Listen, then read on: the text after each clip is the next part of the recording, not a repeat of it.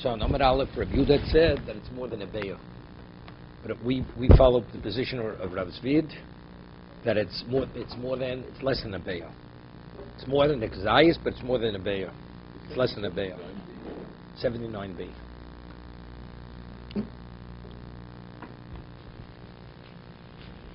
Judah, bring a clean plate. Bring a plate from the table. And you can put stayed on plates or on tissues.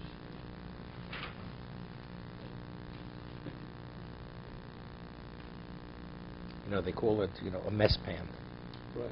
Okay? So it's the same thing, it's a mess pan.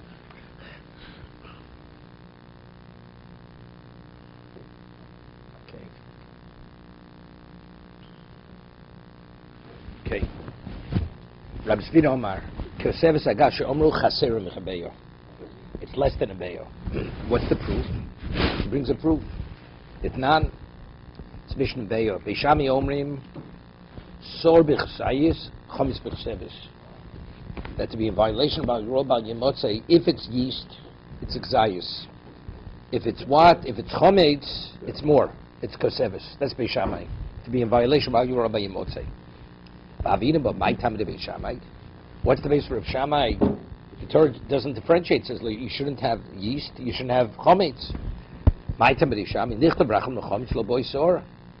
If they're the same volume, let the Torah write chametz. Chametz is less intense. It's a less intense chametz than sor. Sor is yeast.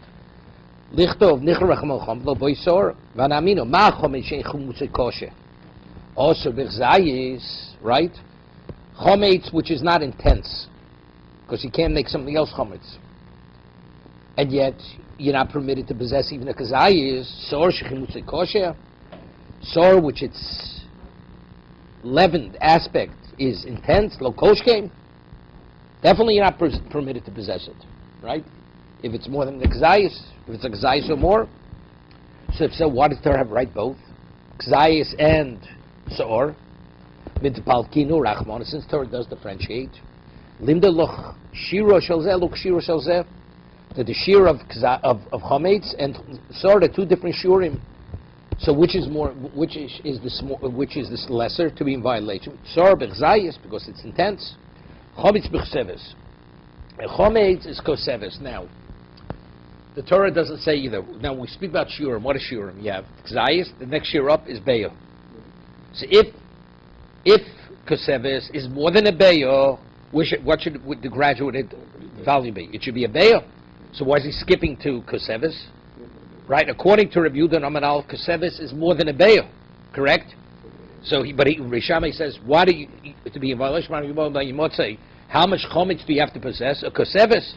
So it's clear that koseves is what? Is less than a beyo. V'isol that koseves agas shomru yiseiru michabeyo. So Reb Zvid says, if actually Koseves Hagas is more than a bay, as Rabbi Yehuda was saying, Michte Bishama Ashura the Nofsh B'Chzayis Komhadri, Bisham is looking for a shear that's larger than the Kazayis. So what's the shear larger than the Kazayis? Listening Kabeyo. So if Koseves is more than a Beyo, so you should go from Kazayis, you should go to Beyo. Beyo is 2 Kazayisim. V'inami Kiyadodi, and if you want to say Koseves and Beyo is the same, Nisli Kabeyo. Right? Let us say beya because the language in Mishnah is always beya. It's not koseves. So that it says koseves evidently must be less than a beya. It's not more than a beya because when you go from ksayis you go to beya, and it's not more than a beya, and it's not a beya because then he would use the term beya. So what do you use koseves? Evidently koseves is less than a beya. Right? Sound logic. That's what Bishamai says. Sor is b'chazayis, and chometz, to be in violation of your Bal Yemotzei, is b'koseves. And lav shmami no, so this is a conclusive proof. Koseves pchusim mechabeyo. It's less. Gemara says no. Mimai, no proof. Dilmo l'meim lo koseves hagaso she'omru yiseir mechabeyo. I'll take koseves hagaso. Our Mishnah speaks koseves hagaso. It's a large one, right? It's more hostoma kabeya, but an ordinary koseves, ordinary sized bait is equal. Even though both terms are the same, kazai is koseves and beyo, right? The Tana chooses one of the expressions. Koseves and Bey is the same shear. Why does he use Bey? We find he uses the other term. So therefore it's not a conclusive proof that Koseves is less than a Beyo. Because with French, Koseves Agaso and Koseves. Okay, now this is the proof. At Kam Mizamin. Now, this is on a rabbinical level. How much does one have to eat to say Birchas Hamazon? Okay? At Kazayis de Remeir. Remeir says if you eat a Kazayis, rabbinically you have to bench. Rabbi Yehuda Omer at Kebeyo. You have to eat a volume of a Beyo, rabbinically, to bench. Okay? A Beyo is two Kazayisim. The Maikamically, what's the Machlokes Remeir and Rabbi Yehuda?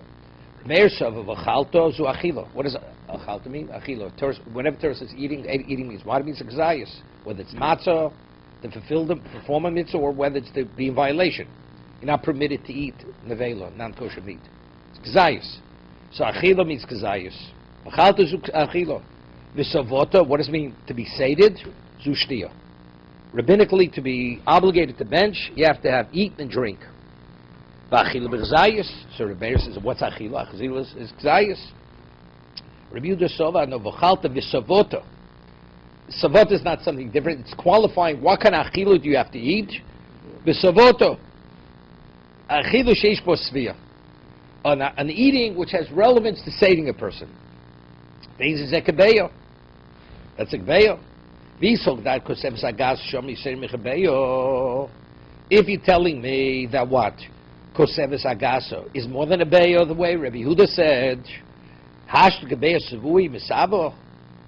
Right? What's the reason? How do we know that to be in violation of eating Yom Kippur you have to eat Koseves agaso? Because the Torah says, it says that the soul that's not afflicted is liable for koris on Yom Kippur. It's feeding. You're not permitted to eat. So Mordechai says, what does eating do for you on Yom Kippur? The minimal level of satisfaction it gives you. Correct? So if we're saying that that a beyo is sovoto, is a minimal level of sating. If it sates you, it definitely takes the edge off your hunger. It gives you a certain peace of mind that you're not craving for food. So evidently, what do we see? So we see clearly that kosev sagat means savoto is beyo, is an egg. But to satisfy you sufficiently that you shouldn't be craving, less than a beyo also satisfies you. Elav shmamino kosev sagaso shamru pochis micha beyo. So it's less than the beyo. Kebeyo mesavo. A beyo sates. Kosevis moy beisu daito, but a kosevis, the large date, it gives you a peace of mind. Makes you feel satisfied. Not sating, but satisfied. Okay? So it's a proof.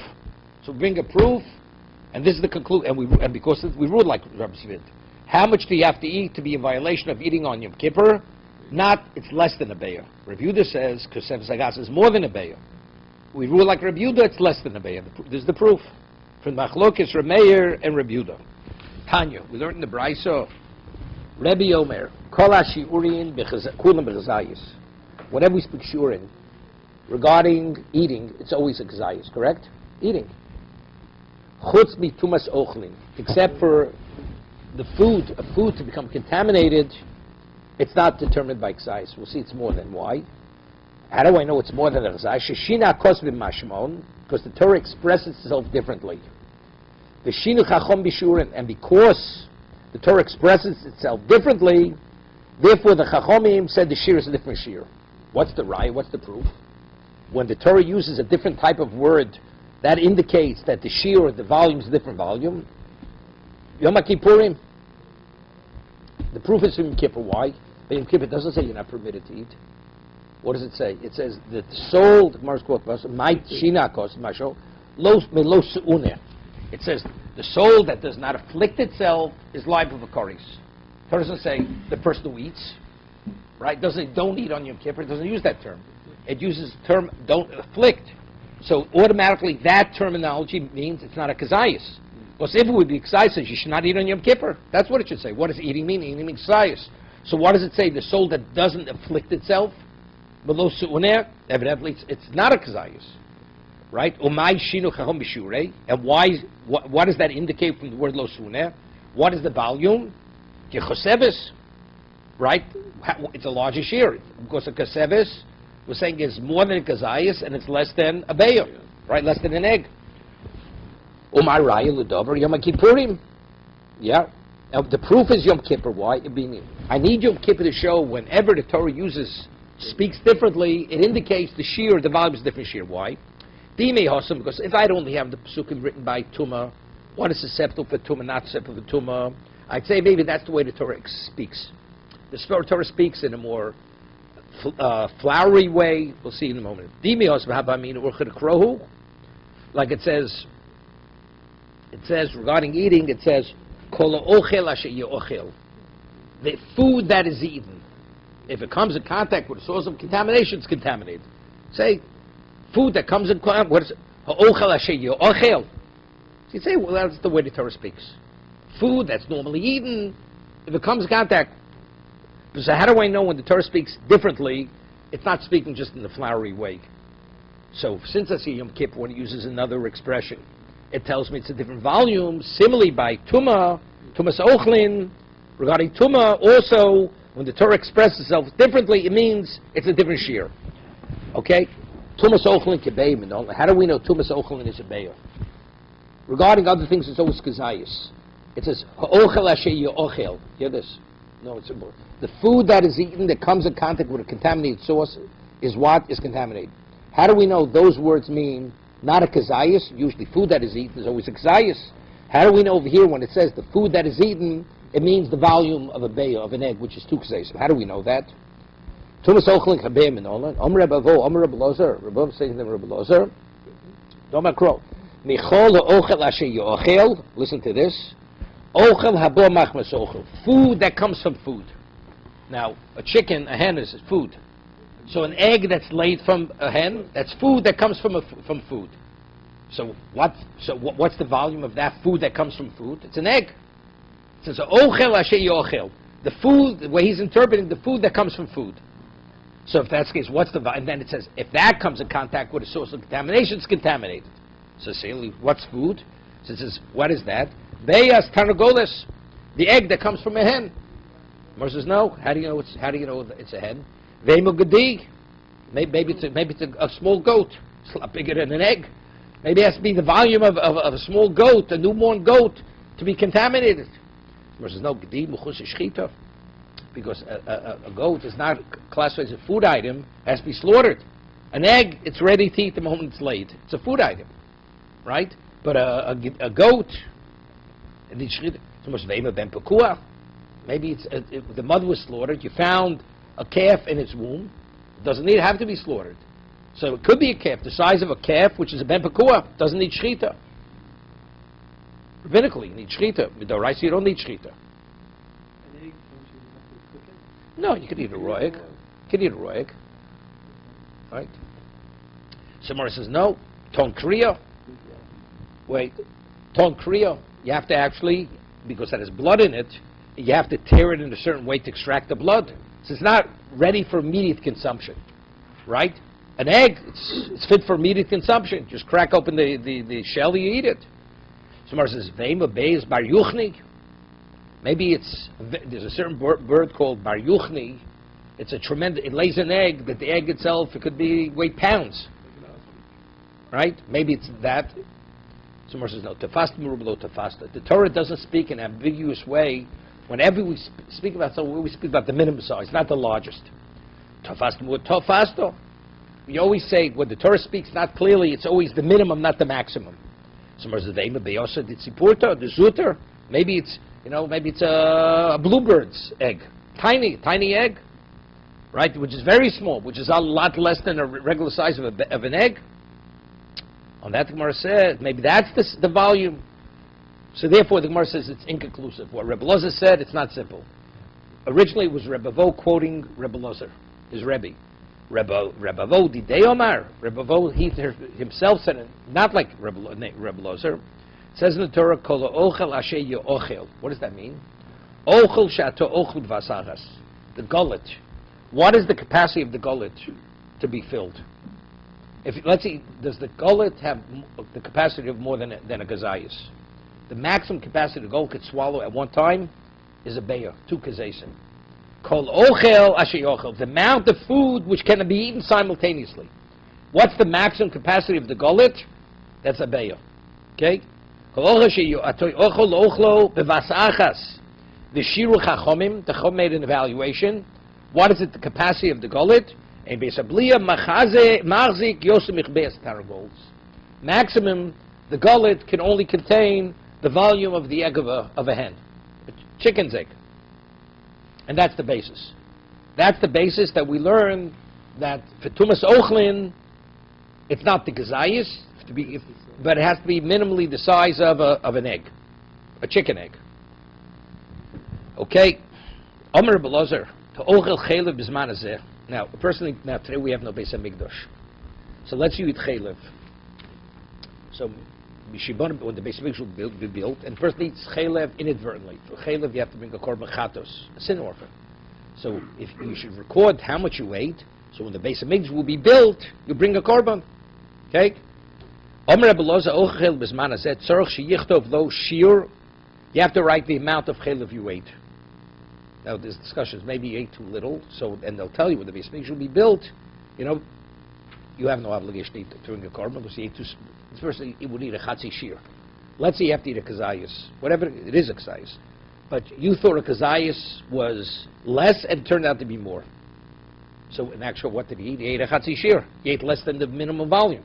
So when the Beis HaMikdash will come, he'll go to the Sanhedrin and say, by the way, you have no obligation. What you thought you had, so record it for the future, and they'll tell you exactly whether you have to bring the korban or you don't have to bring the korban.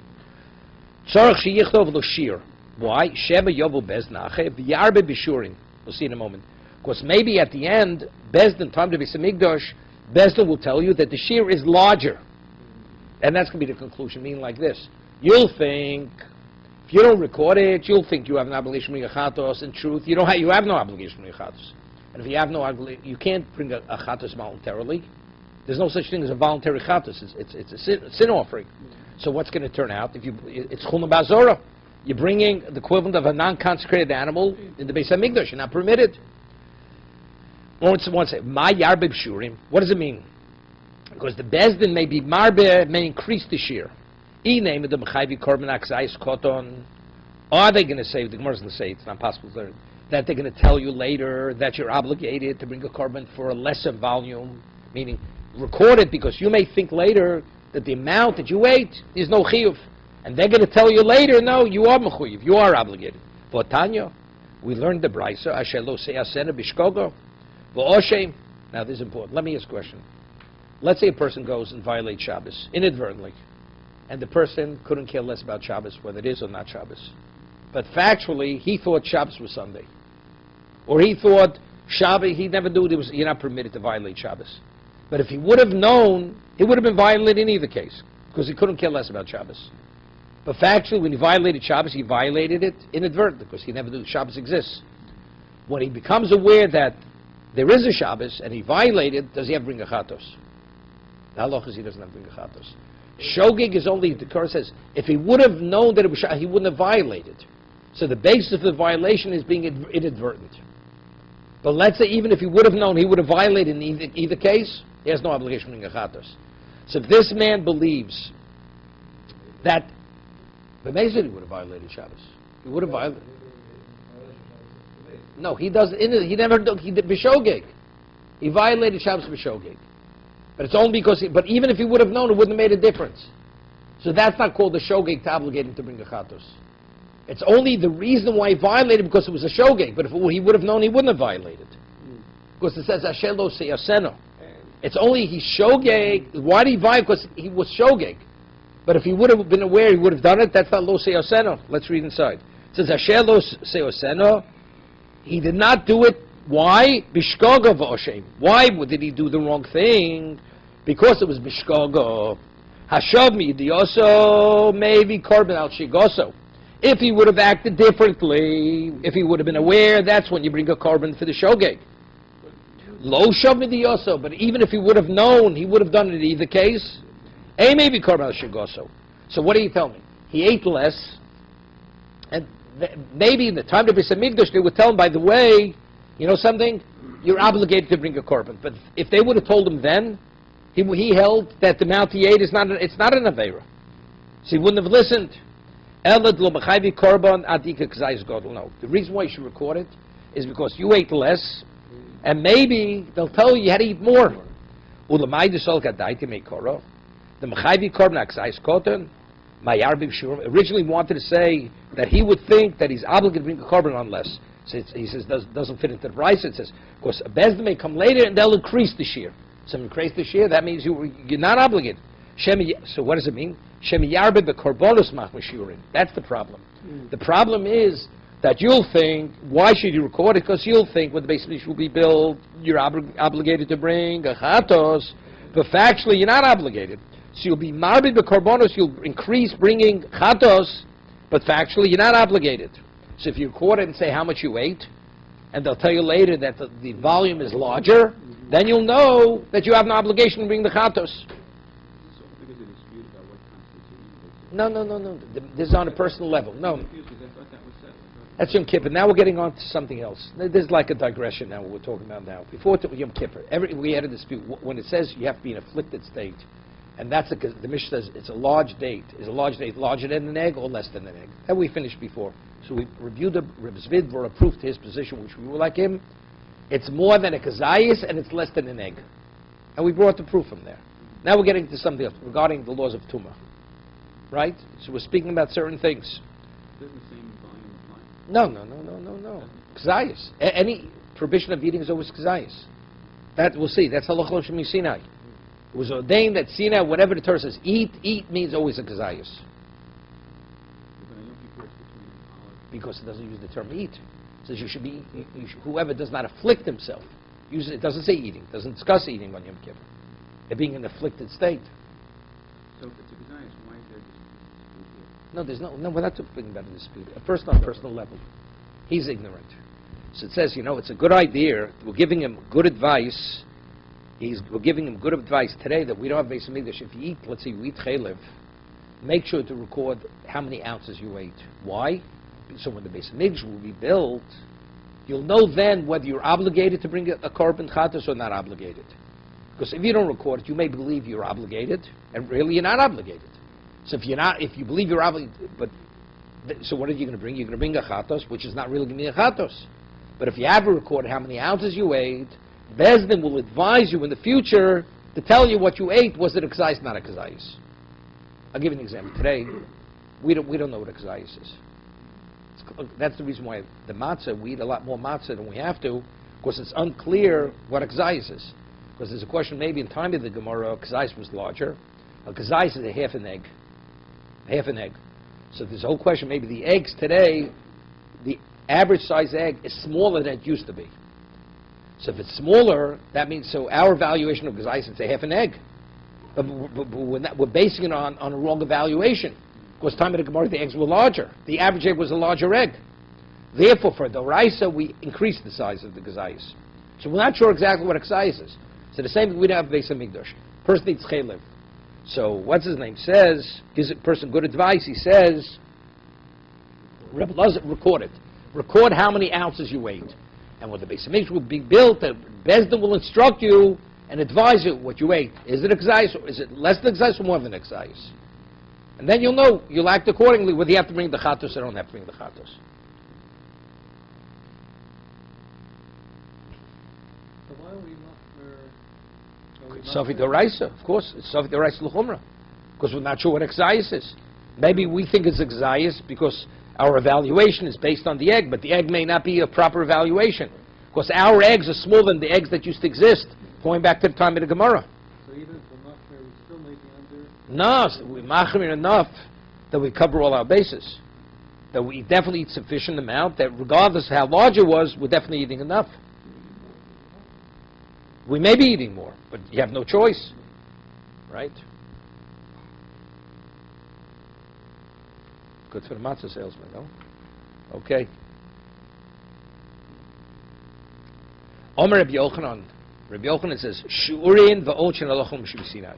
Now, what's the difference between, what is a halachon b'Shemi Sinai? Something that was ordained orally at Sinai, it's not based in the text. Correct? Now, it says, punishment volume and punishment was ordained to Moshe at Sinai. Somewhere else, what do you mean punishment? It's explicit in Torah. Eat chaylev v'chayv koris. Eat on Yom Kippur, you're liable for koris. So that's the Gemara. Ochin michtav ksivi. How could you tell me that shiurim and punishment as halachim mishmsin was ordained orally at Sinai? The punishment is explicit in the Torah, right? Ho michtav ksivi. It's written. Elohim Komar. This is what he meant to say. Shiurim shelochim. When the Torah says if you eat, let's say chaylev, how do we know it's exayus? The answer is that's halachim shemisinai. Shiurim shelochim, the volume to be liable for the punishment, halachim shemisinai. That's halachim shemisinai. Otherwise, how do we know what eating means? Right? Because halachim shemisinai is eating means exayus. Tanya Miyochi, to support this understanding, as Rabbi Yochanan we explained, shiurim shelochim halachim shemisinai. Right? So that supports our interpretation. Achem omrim, there's dino shel yayvitz tiknun, that shiurim were legislated by the Bezdin of Osnil ben Kenaz. Osnil ben Kenaz was time of Moshe Rabbeinu, and it says when Moshe Rabbeinu passed away, they forgot over 2,000 halachas while they were grieving for Moshe Rabbeinu. So the Gemara says in Terumah that Osnil ben Kenaz, through his immersion in Torah, he was able to recoup what was forgotten. That's what the Gemara says. So Osnil ben Kenaz was called Yayvitz. It's an acronym. What did he say over there what the acronym is for? Yayvitz. No? I'm surprised. It talked about in Chronicles, they use the word. It means a person. Yeah. Person who knows everything. The first judge to lead Israel after the death of Yeshua. Yeah, that's him. Osnil ben Kenaz. That's who it was. Right. Okay. So the Gemara says, how could you tell me Osnil ben Kenaz says that it was legislated by the Chachomim, Voksiv, Ela Mitzvos? How could he legislated it? Ela Bitshe Novi Rashoy Lechadish Rav Miato. Anything that wasn't given to Moshe at Sinai, that's a proof that he's a Novi Shek, he's a false prophet. No prophet can introduce new halachas. Right? So if that's the case, how could you tell me Yayvitz? It was Bezdin Shel Yayvitz. They established what it is. A Novi can't introduce something new. Elishochum b'chosvi used the meaning originally. It was halachim shemisinai. People, they forgot what it was. He, through his erudition, he actually brought it back what they had forgotten. Okay. The Mishnah says, how much liquid do you have to drink? So we came out. How much do you have to eat? Volume to eat food to be liable for eating on Yom Kippur. A large date, which is less than an egg. Right? Nobody argues that. What about Shosa? How much do you have to drink liquid to be liable for drinking on Yom Kippur? So Mishnah says, mole lugmav. Now, what does mole? So simply means, mole means both cheeks. Both, full cheeks.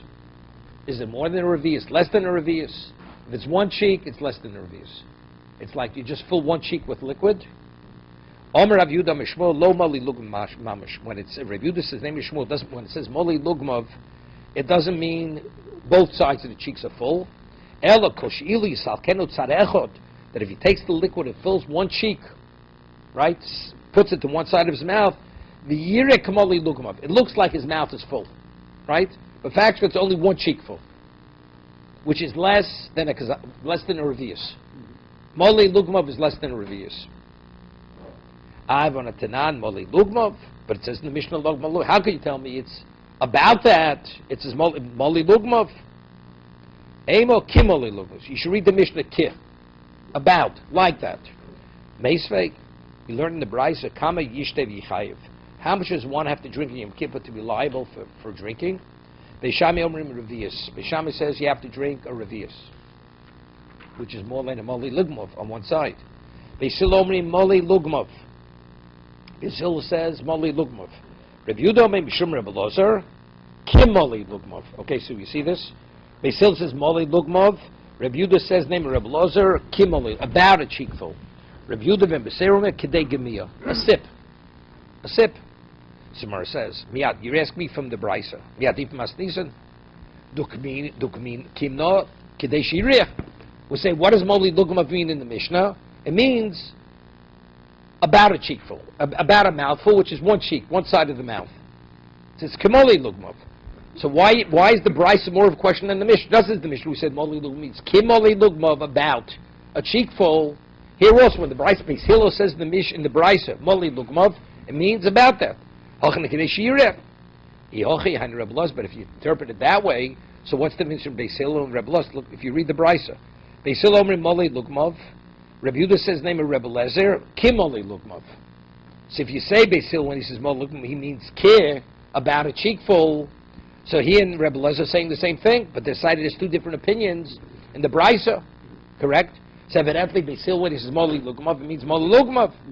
Ike benayu Moli Lugmav dochuk. It means, is it a full cheekful, one cheekful, or it's like holding the cheek tight? So it's a little less than a cheekful. Yeah, that's the machlokes. According to Beis Hillel, it's a little more than it. It's like a loose cheekful. The other one, it's more like more taut. You keep the cheek more taut, it's a little less. Well, how does he interpret the word dochuk? Restrained, the restrained cheekful. Yeah. What word does he use? He used the word full.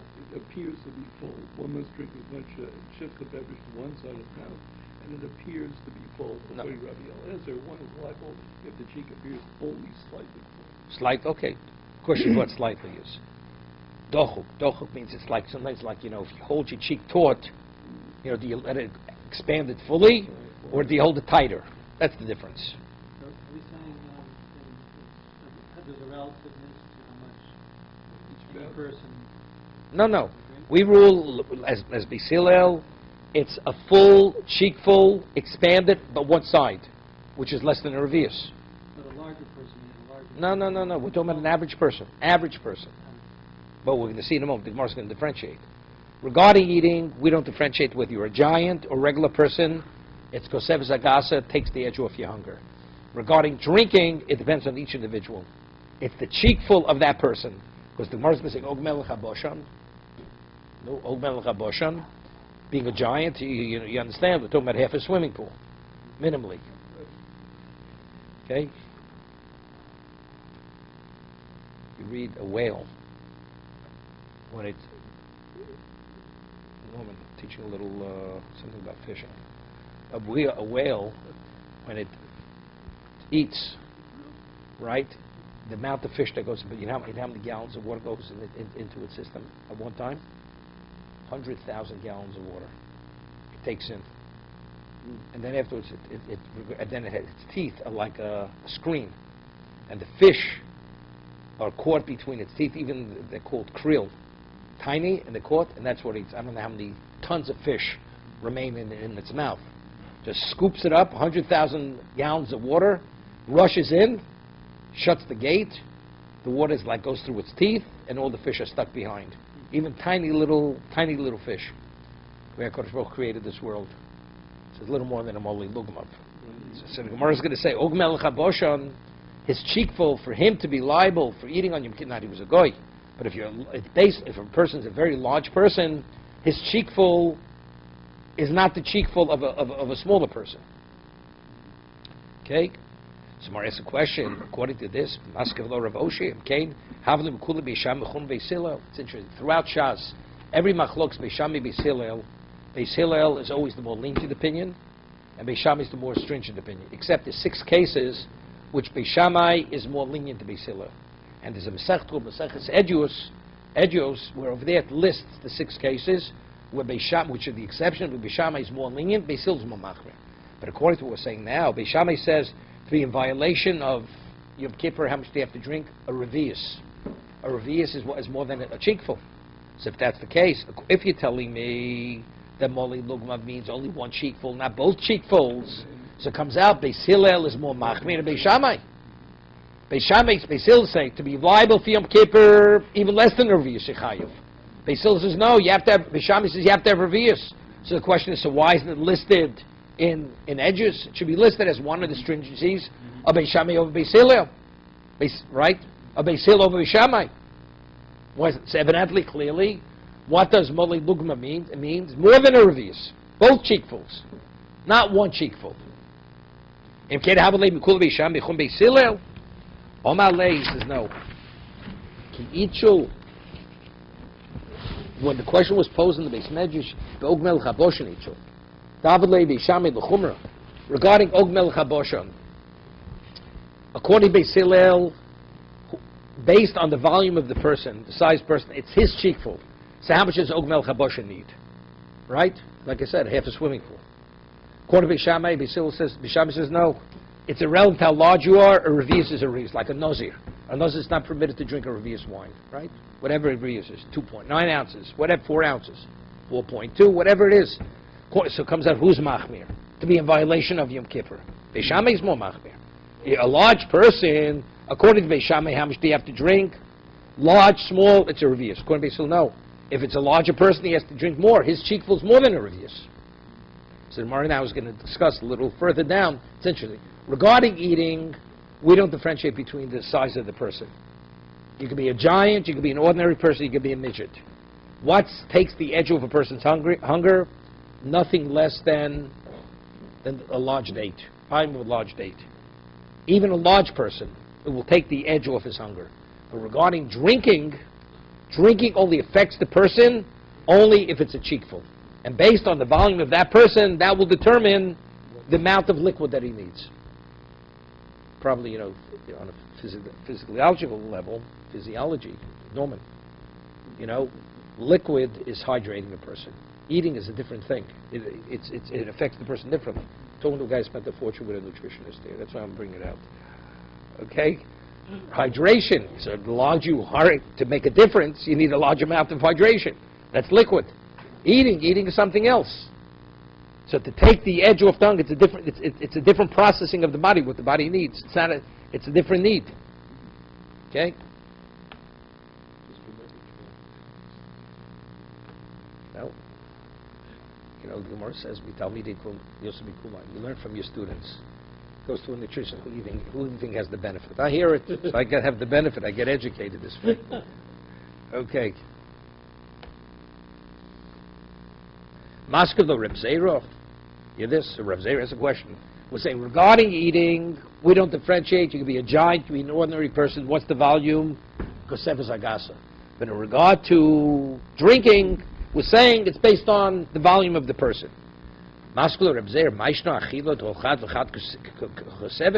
Regarding eating, every person is an equal measure. Each person says it's unique to the person himself. It's subject to the volume of the person. Abaye says to Reb Zera, the Rabbanon, they made an evaluation. Eating is determined the Behochi Meis V'Daitei. Anything less than a Kosev Zagasa will not take the edge off the person's hunger. It gives him a certain degree of satisfaction. Less than that, doesn't. But in regard to drinking, based on your own personal cheekful, that will. What satisfies another will not satisfy another. So we're differentiating between liquid and solids. Okay? So Reb Zera said, first he's talked less. Now he's asking the larger person. First he was asking the lesser person. So he says, the whole world is satisfied with a kosevis to take the edge off the hunger. And Og Melech HaBoshen is a giant. He's also kosevis. Abai says, yes. Kimbelu l'Rabbanon d'Bhochi Meis V'Daitei. Even for Og Melech HaBoshen, the volume of large date will bring that level of satisfaction. Even to Og, less than that will not. Whether you're small, large, it's irrelevant. The person's size. Miu kula alma tuva Og Melech HaBoshen purto. 1 second. He says everybody else will have a greater degree of satisfaction. Less than that, no satisfaction. You know what I mean? There's a critical mass to bring back satisfaction. Once you hit that critical mass, Og Melech HaBoshen will satisfy to a lesser degree, everybody else to a greater degree. But less than that, doesn't work. I'll give you an example, equivalent of this. There's halacha, let's say you soak meat in milk, cold milk, and it sits for 23 hours, 59 minutes, 59 seconds, and you pull the meat out of the milk. What's the halacha? The pot is kosher, and the meat is kosher. Just rinse it off. Once it crosses that extra second, it's a full 24 hours. Versus kovish kemvushel.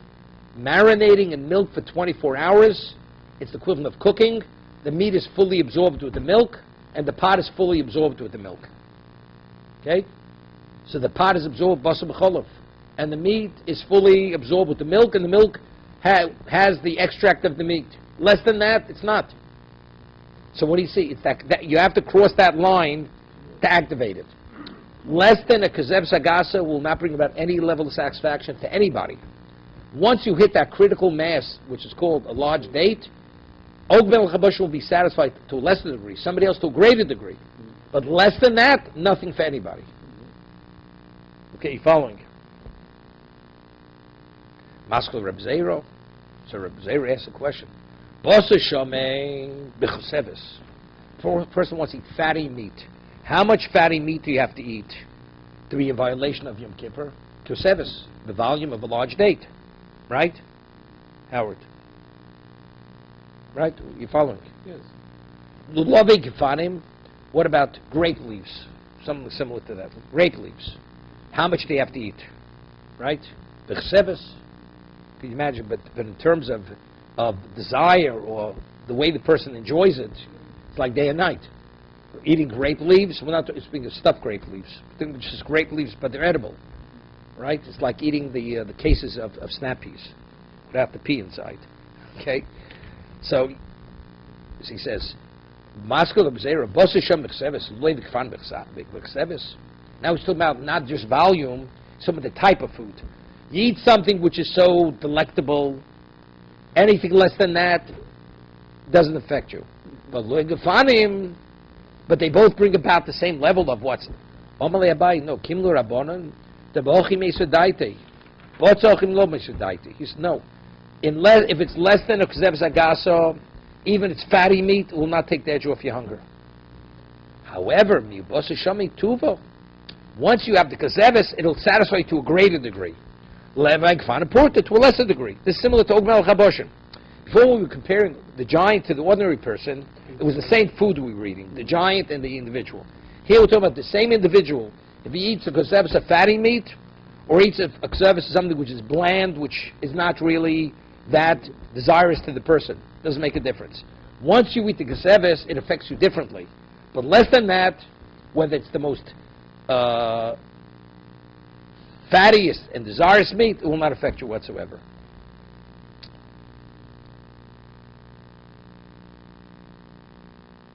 Sometimes it's the opposite. The Gemara says in Arvi Psochim that wine, that if you drink a small amount of wine, it sates you. But if you drink more wine, it gives you a greater appetite. You have to drink more to be hungrier, because that was Tosa's question. If you drink more, it makes you hungrier. So why can't you drink before the Seder, right, or whatever it is? It'll increase your appetite.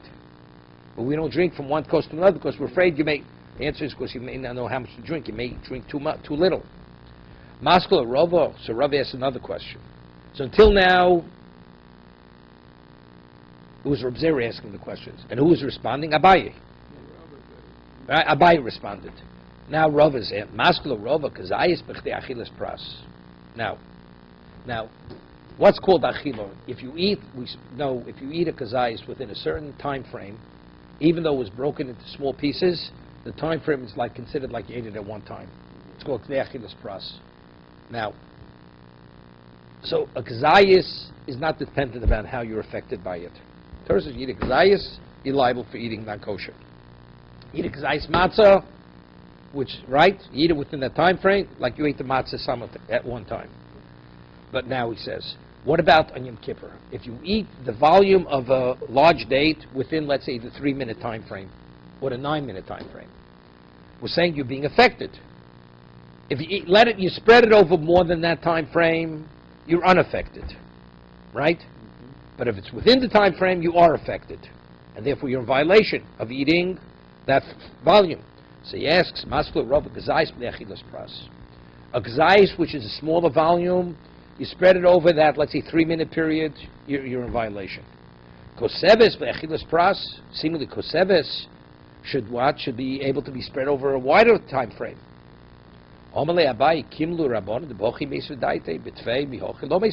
Finished. It's just the reality. Once halacha, you eat a kazayas, eat it within the time frame you've eaten. But factually, if you spread it over, when does it take the edge off your hunger at a most minimal level? It has to be eaten within those 9 minutes, or within the 3 minutes. You go beyond that point, even though factually you ate that amount, you're not affected. Masculo Rovo. Kazayis v'achilas pras. Rova asks. The gear says kazayis to be in violation is achilas pras. Okay. B'chseves k'achilas pras. He said he has difficulty. Omalei rapopo hanach letumas kviyo lav doraiso.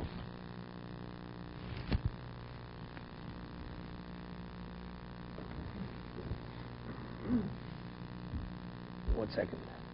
This chatzi pras. Yeah, kesebes. We say kazayis. How much time do you have to eat to be considered you ate a kazayis? How much time do you have to eat it? Let's say the achilas pras is 9 minutes or 3 minutes. You have to eat it, okay? But if it's kesebes, it's b'chdei achilas pras.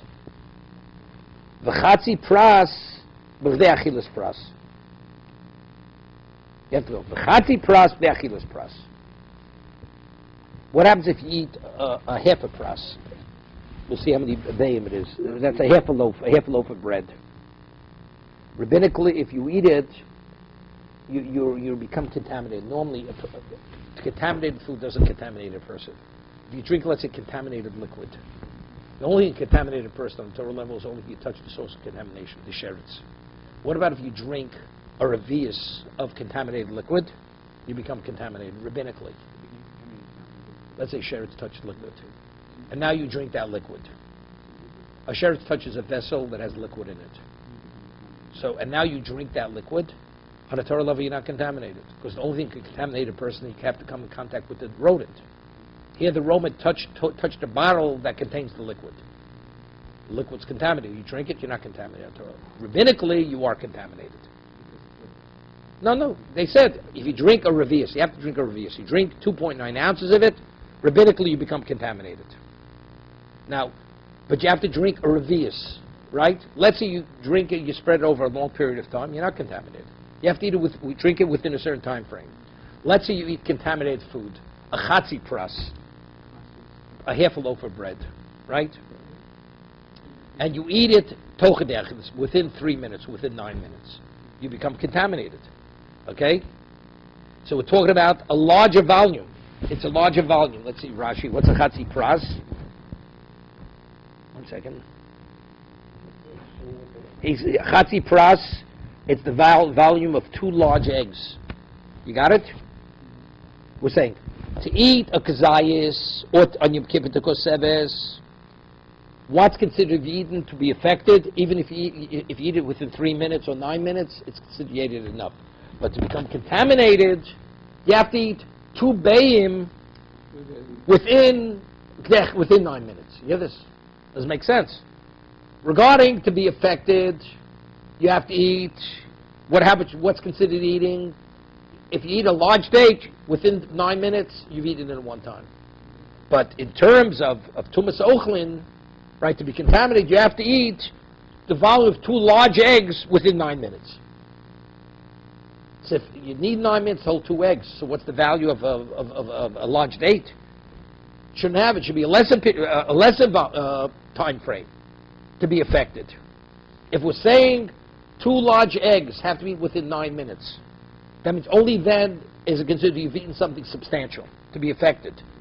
So in Yom Kippur or a mitzvah, it should be limited to a lesser time frame, right?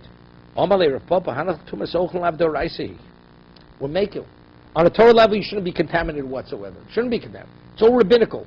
So since it's rabbinical, we said that's why we're so lenient. You have to eat regardless of eating this large volume. If you don't eat it within those 9 minutes, you're not contaminated. It's purely a rabbinic law. He